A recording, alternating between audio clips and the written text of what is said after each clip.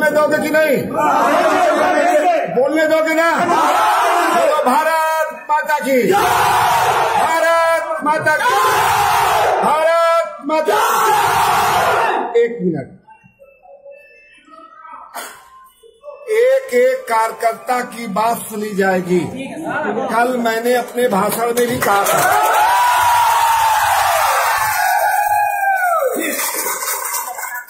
मैं आपके उत्साह को समझता हूं, क्योंकि लंबे समय तक यहाँ प्रभारी नहीं थे।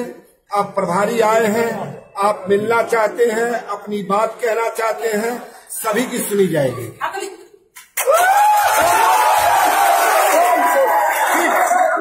अभी मैं अपना भोजन का कार्यक्रम कैंसिल करके अभी विधायकों से मिलने के बाद, सभी कार्यकर्ताओं से मिलने के बाद ही मैं जाऊंगा।